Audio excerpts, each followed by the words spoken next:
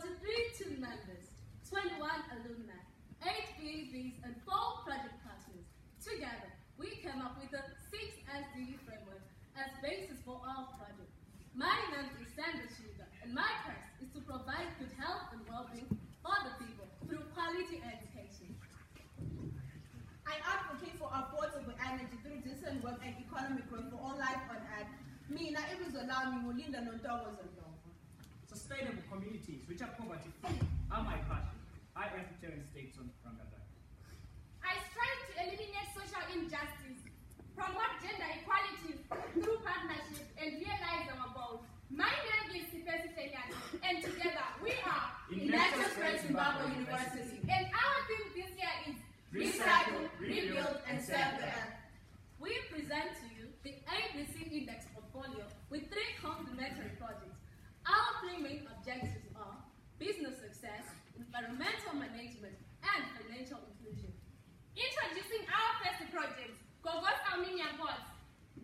This project is aimed at achieving business success through financial management skills and project finance. Meet Gibbs and Mabler, 2 men who specialize in the production of aluminium pots through recycling waste steel materials. Their average income is pegged at only $190 per month. And unfortunately, this is not enough for them to expand their business. We therefore conducted our needs analysis, and this is their story. The business finance model is based on reinvestment of profits, and the 2 men can make as much as $1,300 in revenue per month. The major operating expenses include purchase of sand and coal, hiring of the steel template, transportation, and rentals, all amounting to $920. After meeting all these expenses, we realized that the surplus left was inadequate for business expansion and personal expenses. We also realized that the major financial problems are due to lack of financial management skills. As such, we engaged them, introduced the finance project concept, mainly focusing on financial management. They had 9 pots in stock worth $1,320. And through the concept of strategic marketing, we managed to help them sell off all their stock and realize that money and revenue. And this was our starting point. At this instance, we conducted a budgetary control seminar in which we empowered our community with knowledge and understanding pertaining to budgetary control in financial management. As a result, we saw that the $1,320 generated as sales revenue was enough to adequately cater for both the business and personal expenses having budgetary control in place. We introduced a simple bookkeeping concept to record all business transactions. This helps to enhance accountability and transparency. Our first expenditure budget was pegged at $920, with $400 as surplus as reserves. Instead of hiring the steel templates for $500 per month, we opted for a once-off purchase of $700, giving rise to monthly savings of $500. We then provided a schedule which allowed for the transportation of adequate coal and pizza once a month, thereby cutting their transportation costs by 50%, from $160 to only $80. Having all our expenses in check and the past and present values of sales revenue, we estimated a constant business growth rate of 10% per month as a benchmark for business performance. We then, at this point, decided to stick to the traditional method of financing the project by means of profit reinvestment. This saved us from incurring financial costs. Moreover, we constantly managed to increase our project reserves by $120. In 4 months, we had reinvested $880, and this increased our average sales from $1,320 to $1,840. We made a profit of $800, and 30% of this profit was handed over to Florence Ruera, who legally owns the project Innovation as royalties. After meeting all these expenses, the average individual income was increased by $280 to $470. To this effect, 2 households were lifted above the poverty datum line. We then spread our focus to the environment as we strive to achieve sustainable cities and communities. We achieved this by engaging the community through several cleanup campaigns around Masvibo, and we were able to collect and recycle well over 800 kgs of waste steel and aluminium materials. This then allowed us to achieve business success, environmental awareness, and financial inclusion. Introducing our second project, Gogos Interlocking Bricks. Florence Schuer is 54 years old and the leader of the Masvingo Ward 1 Health Club. A group of 10 women involved in the production of interlocking bricks since 2015. This work has been invisibly operating in the small R village, which is situated in the belly of Mcheke 7. Working under a simple tree, these women have managed to implement a novel innovation of melting plastic and mixing it with sand to come up with interlocking bricks used for paving purposes. All of this was possible using 1 brick mortar, 3 sticks for stair, 1 shovel, 1 drum, and 5. However, all this was done for social occupational purposes as well as to clean the environment. We then engaged with the community, conducted a needs analysis, and these were the results. Lack of business understanding, orientation, economic concept, low household income, averaging $50 per month. An in-depth analysis also revealed that each of them had at least 6 dependents on average, and the monthly household income could not cater for both school fees and food expenses. Realizing these challenges, Enactus Zimbabwe University intervened by conducting a series of workshops in the community under the following topics: strategic management, financial management, and business management. As this alone would not solve our problem, we took to the floor, and our first step in taking action was to join our community in the production of interlocking bricks at a business level. We then engaged with Masvingo City Council, which provided us with sand, and of course the Environmental Management Authority, which aided in marketing the interlocking bricks. We adopted the just-in-time approach to stock management to ensure that waste plastic materials are kept away from people's homes so as to avoid diseases like cholera. We further outsourced some plastic raw materials from 2 local men and engaged with the community in cleanup campaigns. This helped us to secure 2,650 kgs per week, aggregating to 25,000 kgs per month. As if that's not enough, we managed to add more equipment for a low cost of $150.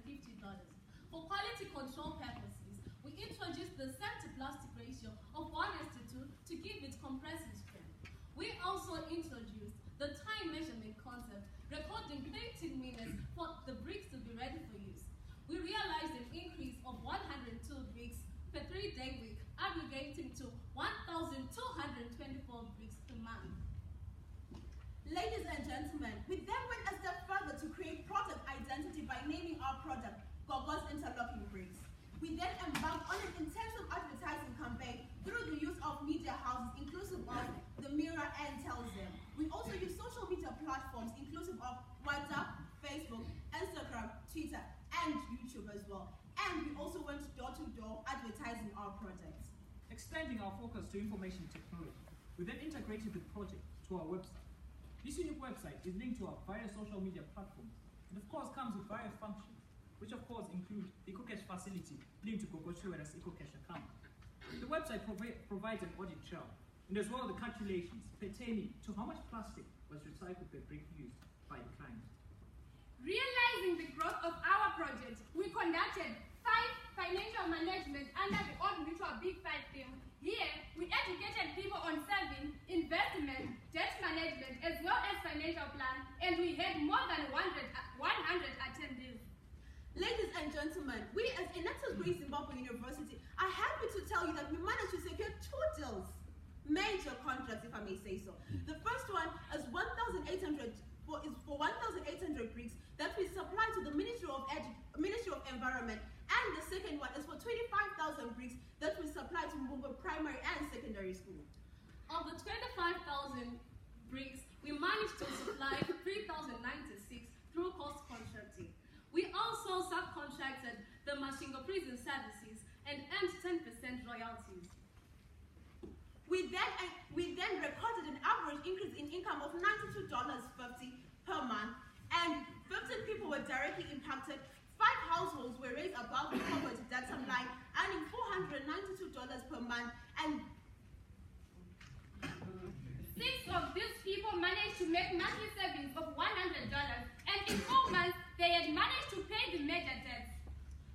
However, we realized that the more plastic we burn openly, the more gases that are released, and they harm our environment.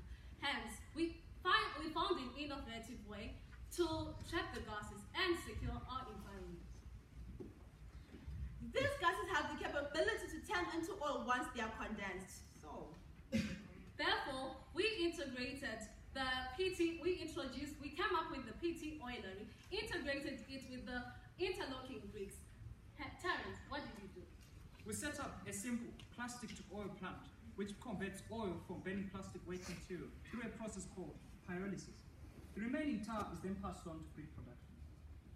To achieve this, we used coal and firewood for heating, a 210 steel-liter drum as vacuum furnace, a half bucket full of 20 liter, a half full bucket of 20 liter, a half full bucket of...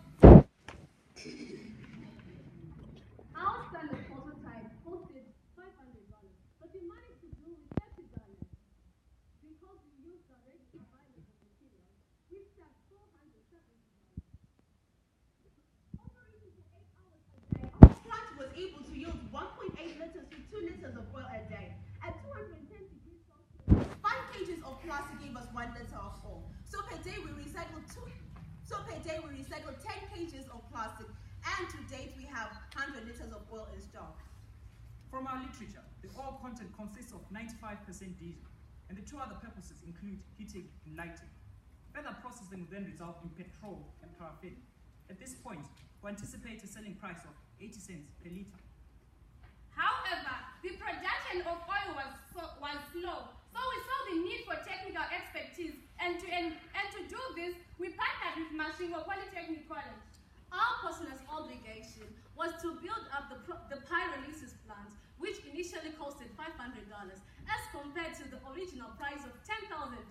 Ladies and gentlemen, we managed to sell $9,500. Partnership with Masvingo Polytechnic helped us to achieve SDG number 4, which talks about improved quality education, as we managed to incorporate 6 students into our project, and we managed to send 10 liters of oil to the institution for further processing. And we're furthermore advised that we can now sell that oil to steel makers and tobacco farmers as an alternative use for fuel. Our team managed to introduce the PT oilery project to the community so that it can work hand in hand with Gogo's interlocking bricks. Together, the two projects managed to recycle 100,000 kgs of plastic and to prevent 3,000 kgs of carbon dioxide emissions into the atmosphere. Summing up the results of the ABC Index portfolio, Project 1 gave us a total revenue of 7,620 kgs. Through our partnerships, SDG number 17. we managed to reduce poverty, SDG number 1. enhance gender equality, SDG number 5, clean up the environment for sustainable communities and cities. SDG number 11. At this point, we'll get a testimonial from the Environmental Management Authority. The coming of boosters helped a lot. The guys have brought in expertise, expert knowledge. They have also diversified what the ladies are doing. For example, the ladies are now able to make oil from plastic, something which they were not doing before. The guys also came in, they brought in even their labor, manual labor, gathering plastic from around the city, and also collecting sand to bring to the ladies so that they're able to make interlocking bricks which are made from used plastic and sand. This has gone a long way in boosting productivity. The ladies have been working to produce bricks twice, 2 times a week, but the coming of boosters helped. Now they're doing on a daily basis, that is increasing the number of bricks they make in a day. And subsequently, that has also improved and increased the revenue that's coming to them on a weekly basis. And as the revenue increases, so does the disposable income and the things that they're able to do in their homes. Recycle, rebuild, and serve the earth.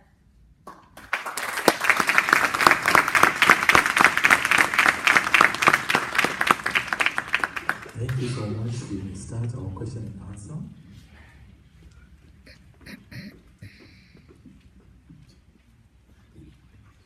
Thank you, Enactus Great Zimbabwe. My question concerns your first project, Gogo's aluminium ports. If you could please explain and help me understand what quality control measures do you have in place, given that this is in line with health and safety that I'm concerned about, given that your material is mostly recycled material. I saw brake, was it brake fluid parts or something like that? If you could just explain what quality control measures you have in place in line with health and safety of the people that will then use the ports. Thank you. You will respond to that. At this point, what was simply done is, every form of work that was done, we had to ensure that there was safety clothing. And most of those workers had the safety clothing which they had to wear during their working hours. And apart from that, then of course the gloves they would use whenever they would bend the cylinders from which they get the aluminium from. Thank you. We have a follow-up question on that. Oh, thank you. You've just answered that question. Sorry, not quite answered. I was talking in terms of the people that are going to be using the pots. Are the pots going to be safe for use in terms of cooking? What have you done in terms of ensuring that when you cook in those pots, the food that's produced in there will be non-toxic and safe for consumption? As you've seen from our visual, the pots came in more of a cast color. And of course, the painting that it's covered with is safe to ensure that there's not anything that is extracted from the pot into what's cooked. And of course, the pot does not in any way melt at any temperatures to have what it's been casted from getting into the food contents in which are cooked. Thank you. On your second project, on top of the PT oil, the second project, I see looking at going green. It's a project at the expense of the environment. I see you're using coal and it's a solution on behalf of another. And any other ideas of using solutions like solar or anything that would align us in going green, other than, of course, we have a solution that creates at the same time. Thank you very much for the question. For the PT oilery, our machine is going to work using us. This is how it's going to work.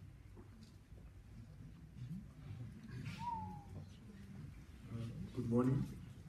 I just wanted to ask, I saw your sources of aluminium, these very cans and gearboxes. So I wanted to know, for an average pot, how many kgs of aluminium would you need to create maybe an average pot, and how much does the average cost?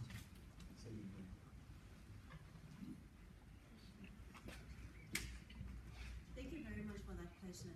An average pot, depending on the size, because we have various sizes, from the very small ones that start from $6 to the big ones that go up to $120. So maybe for the medium one, which goes for $15, we would need to recycle roughly 20 kgs of cans, only to the fact that they're very small, and then the material aluminium that we find in the cans is limited. So we have to recycle a larger number to get that medium pot.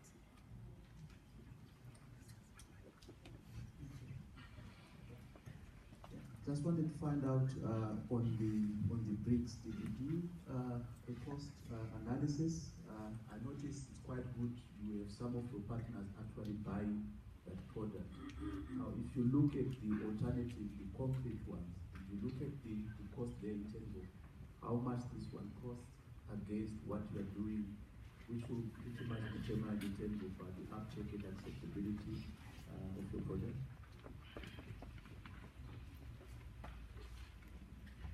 Thank you very much for the question. The average cost of any other brick, apart from the pavement bricks we've been manufacturing along is 65 cents. And ours is found to be cheaper in the market at a lower price of 50 cents.